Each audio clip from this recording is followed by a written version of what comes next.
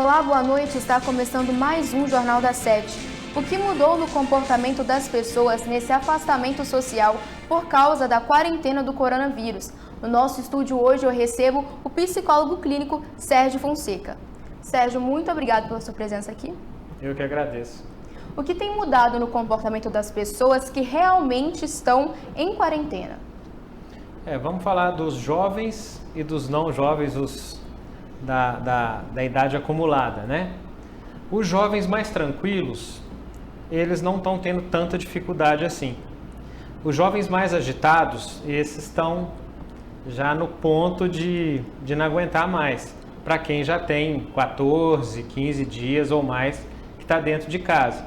Geralmente o jovem tem muita energia e ficar fechado dentro de um local só é difícil para eles.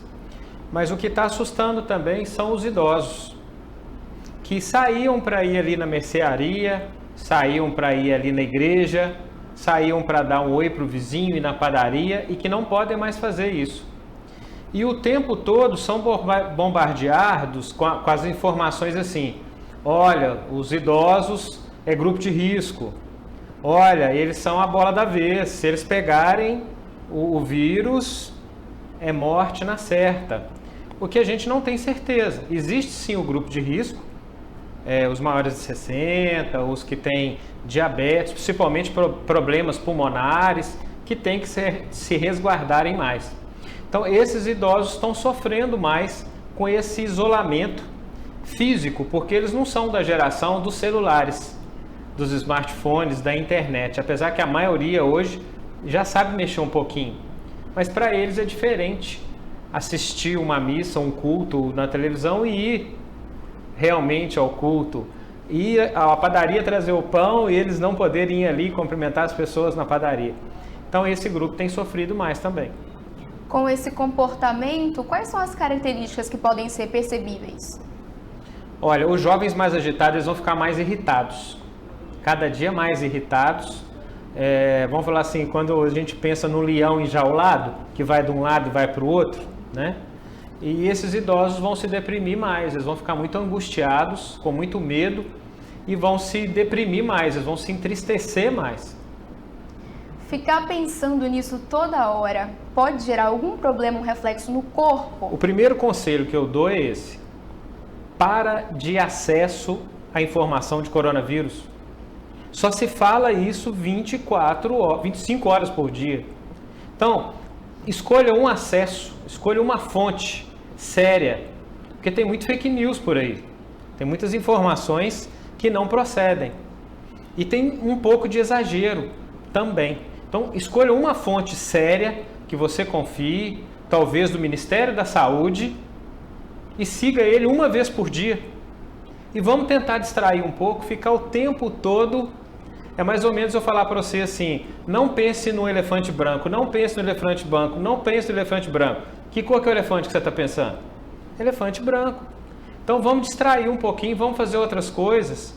Vamos acessar jogos antigos, jogos de baralho, palavra cruzada, né? Vamos assistir vídeos motivacionais, áudios também legais. Então assim, vamos diversificar um pouco, vamos para a cozinha todo mundo junto, que está na mesma casa, vamos fazer uma comida diferente, chamar os jovens para participar também, para ver como é que faz, como é que o fermento entra na massa.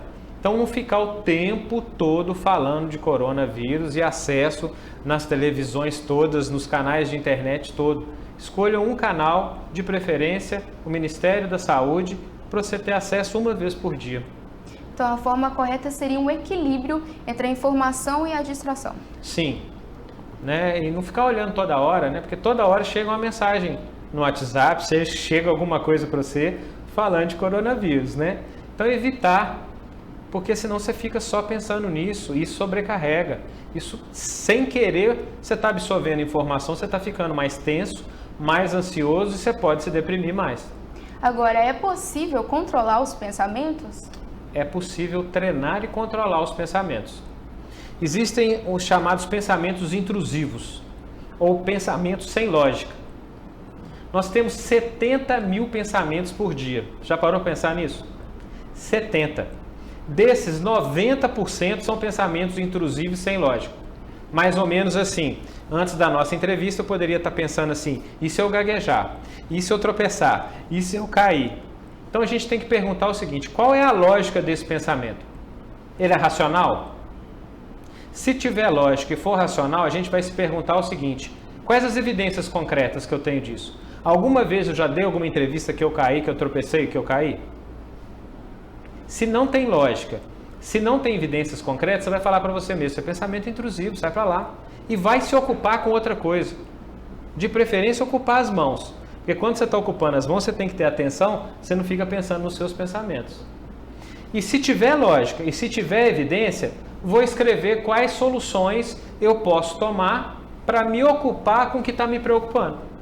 Mas é só 10% dos pensamentos que tem lógica e que tem evidência. 90% são pensamentos sem lógica, chamados de pensamentos intrusivos, que perturbam demais a gente, que vai gerar muita ansiedade e, como diz a moçada, a gente vai escorregar na maionese. Do e se, do será, eu faço uma verdade, já estou afirmando, já estou acreditando que isso vai acontecer na minha vida. Porque é o seguinte: o nosso cérebro é um supercomputador que é programado através dos nossos pensamentos, bons ou ruins. Ele obedece, ele é super obediente. Então, quanto mais você está pensando coisas negativas, você está programando o seu cérebro. Por que não a gente estou preocupado com meu filho que está em São Paulo, então vou pegar no telefone e vou ligar para ele. Nossa, meu filho está em São Paulo, e se ele pegar o coronavírus, e se não tiver onde ser internado?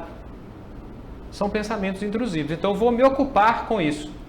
Filho, você está quieto dentro de casa? Realmente? Não está saindo não? Olha, o hospital da Unimed tem um hospital aí só, que ele já foi lá várias vezes, porque ele tem crise de rinite. Então eu vou me ocupar com o que está me perturbando. No que eu me ocupo, para a ansiedade. Ok, Sérgio, nós vamos agora para o nosso primeiro intervalo. O Jornal das 7 volta em instantes.